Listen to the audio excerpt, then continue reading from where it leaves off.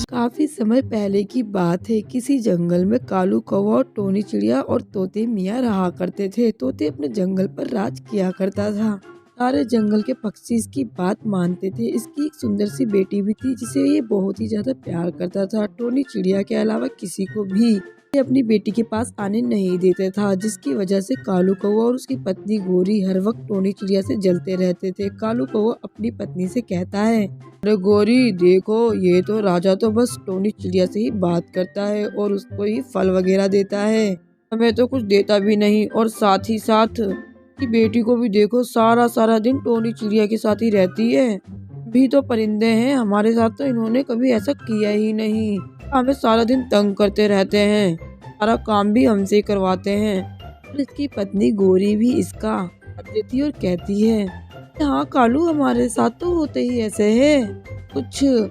राजा Tony चिड़िया को कहता है, टोनी बहन, क्या तुम मेरी बेटी अपने पास रख लो, थोड़ा सा काम है, मैं साथ वाले जंगल से होकर आता हूँ। टोनी चिड़िया इसको अपने साथ ले जाकर अपने बच्चों के पास बिठाकर समझाती है, बेटा जब तक मैं वापस ना आऊँ कहीं मत जाना, खाना लेकर आती हूँ, तब तक मेरे बच्चे के साथ खेलो।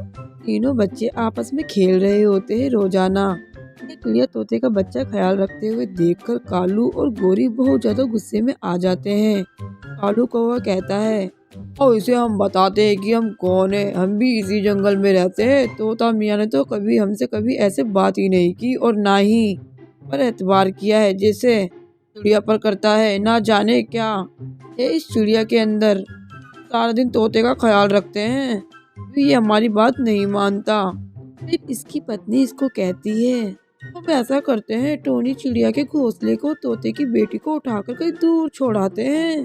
दोनों ऐसा ही करते हैं, तोते की बेटी को उठाकर दूसरे के जंगल बाहर छोड़ आते हैं जहाँ तोता राजा होती है। तोता टोनी चिड़िया और सभी को बुला लेता है। सारे जंगल वाले उसे ढूंढने लग जाते हैं, लेकिन ये कहीं नहीं मिलती। तोते महाराज सारा दिन रोते रहते हैं, उनकी बेटी ना जाने कहाँ चली गई। फिर टोनी चिड़िया को साथ वाले जंगल में उड़ता हुआ आया तो एक तोता याद आता है और फिर गोरी कालू कौवा महाराज की बेटी के साथ लेकर जा रहे थे। तरह टोनी चिड़िया तोते महाराज को जाकर सारी बात बता देते हैं। शाम के वक्त गोरी और कालू कौवे को अपने पास बुलाता है और इनसे अपनी बेटी के बारे में पूछता है। फिर ये दोनों साफ मना कर देते हैं।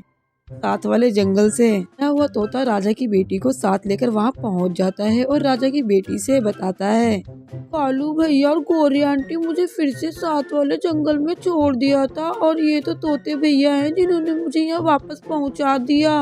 तोते महाराज काले कौवे को फांसी की सजा देते हैं। इसके बाद काले कौवे को फांसी दे दी जाती है, जबकि गोरी भी अकेली रह जाती है। प्यारे बच्चे, कहानी से ये शिक्षा मिलती है, कभी भी किसी के प्रति जलन नहीं रखनी चाहिए। ऊपर वाले ने जिसको जो दिया है उसके मुताबिक अपनी जिंदगी में खुश रहना चाहिए।